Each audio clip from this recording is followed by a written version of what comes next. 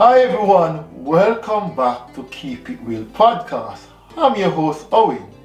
This is series 3 and episode 3, The Truth About Self-Discovery.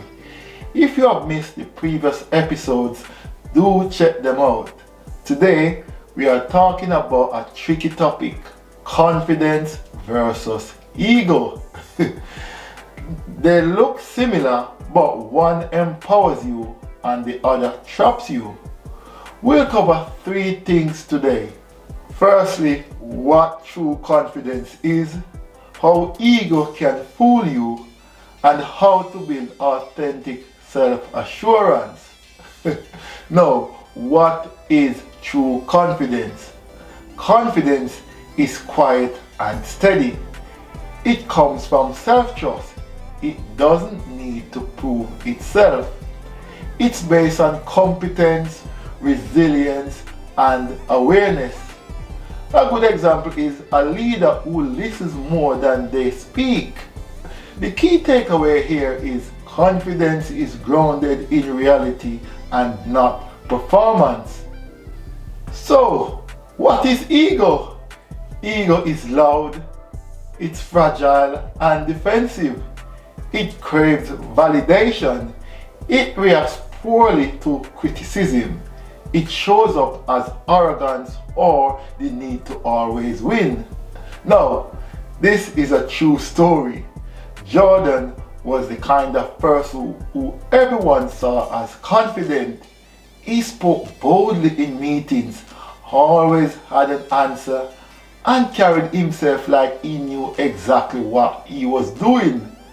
People admired that about him. He looked unshakable. But one day, during an important presentation, a senior colleague challenged his ideas. It wasn't harsh. It's just a few tough questions, and suddenly everything shifted. Jordan stumbled over his words. His mind went blank. The confidence he relied on vanished in seconds. Afterwards, he couldn't stop replaying the moment, feeling like he had been exposed. What no one saw was that his confidence had been built on always being right, on control, and on not being questioned. That moment forced him to face something uncomfortable. Real confidence isn't about never being challenged. It's about being steady when you are. Over time, Jordan started focusing less on appearing confident and more on actually growing, learning to say, I don't know, asking questions, and staying grounded even when things got uncomfortable. Sometimes what looks like confidence is just something we haven't tested yet. The key takeaway here is ego demands recognition, confidence doesn't. Now, this is a keep it real moment.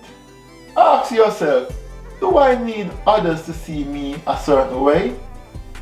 Recall a time you failed. Did you hide it or own it? A next story, Elena had just stepped into a leadership role and she felt the pressure to prove herself. She believed a good leader always had the answers, so in meetings she spoke with certainty, even when she wasn't completely sure. At first, people nodded along, but over time something felt off. Her team became quieter, less engaged, and hesitant to share ideas. One day during a project discussion, a problem came up that she didn't fully understand. She started to give a confident response, then she stopped herself. Now, instead, she took a breath and said, I don't have the answer to this yet. What do you all think? There was a brief silence, then the room opened up. People started sharing ideas, offering insights, building on each other.